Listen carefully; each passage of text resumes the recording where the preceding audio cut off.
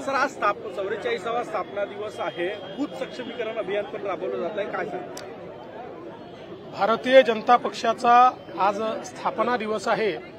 त्यामुळे मी भारतीय जनता पक्षाच्या तमाम कार्यकर्त्यांना, पदाधिकाऱ्यांना आणि विशेषतः भारतीय जनता पक्षावर प्रेम करणाऱ्या तमाम भारतीयांना या ठिकाणी या स्थापना दिवसाच्या खूप खूप शुभेच्छा देतो.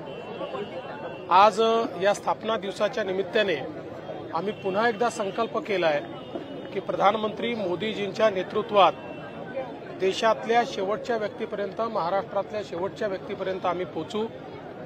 जोपर्यंत वंचितांचा विकास होत नाही, जोपर्यंत विकसित भारताची यात्रा सुरू आहे, त्या यात्रेतले एक सैनिक म्हणून भारतीय जनता पक्षाचा एक एक कार्यकर्ता काम करेल आणि भारताला सुजलाम सुफलाम करूनच आमची ही यात्रा संपेल किंवा थांबेल, अशा प्रकारचा निर्धार आज आम्ही सगळ्यांनी मिळून केला आहे. लोकसभा निवडणुकीच्या पार्श्वभूमीवर महाराष्ट्रभर हे 97,000 बूथवर राबवलं जातोय.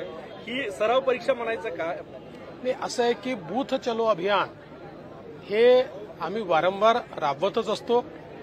त्या संदर्भात आजच्या स्थापना दिवसाचं औचित्य साधून आम्ही पुन्हा एकदा बूथवर चाललेलो आहोत.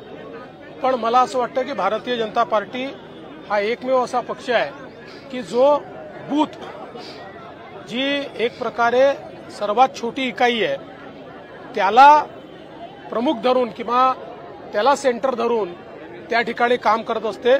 त्यामुळे शेवटच्या माणसापर्यंत पोहोचणं हे सोपं होतं. किती बूथवर जाणार आहात काय? नाही, मी तर आज 2 बूथमध्ये जाणार आहे, पण भारतीय जनता पक्षाचे कार्यकर्ते प्रत्येक बूथमध्ये जाणार आहेत. 33 जागा भाजप लढतील अशी सुरुवातीला चर्चा होती, मात्र आता प्रत्यक्षात मित्र पक्षांना देऊन फक्त 27-28 जागा तुमच्या वाटेला आहेत. असं आहे की शेवटी 3 पक्ष सोबत आहेत, त्याच्यामुळे मित्रपक्षांचा सन्मान राखणं हे देखील महत्वाचं आहे.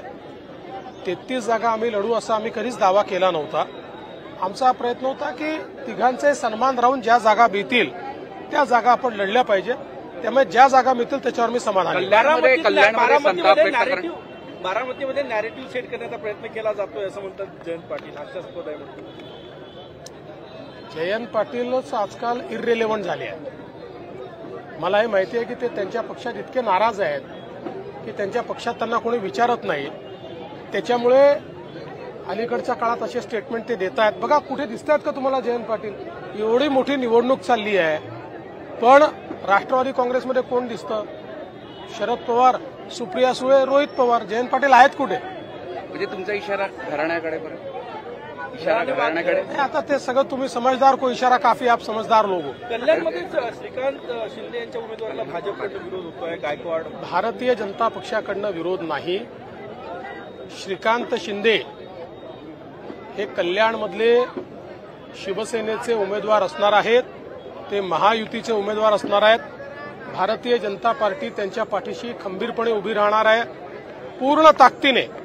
आणि मागच्या वेळेसपेक्षा जास्त मतांनी डॉक्टर श्रीकांत शिंदेंना कल्याणमधनं आम्ही सगळे, म्हणजे भारतीय जनता पार्टी, शिवसेना, राष्ट्रवादी, रिपाई, रासपा, आमची जी एक बृहद युती आहे, ही युती त्या ठिकाणून त्यांना निवडून आणेल हा मी विश्वास व्यक्त करतो. शरद पवारांनी आघाडी धर्म पाळला नाही असं नाना पटोले खुद म्हणाले काल भिवंडीची जागा जाहीर केल्यामुळे.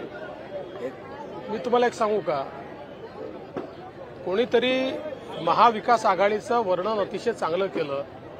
महाविकास आघाडी असेल किंवा इंडिया आघाडी असेल, ही आघाडी म्हणजे केवळ इंजिन आहे, यांना एकही डब्बा नाही आहे. त्यामुळे या इंजिनमध्ये बसायची जागा देखील नाही आहे. प्रत्येक इंजिन वेगळ्या दिशेने चाललेलं आहे. फक्त सगळे इंजिन एका रांगेत उभे करून, हात वर करून आम्ही एकत्रित सांगायचं आणि पुन्हा आपापलं इंजिन घेऊन वेगवेगळ्या दिशेने जायचं. ज्या इंजिनमध्ये कोणाला बसायचीच जागा नाही आहे, ते इंजिन काय कामाची आहे? थँक्यू.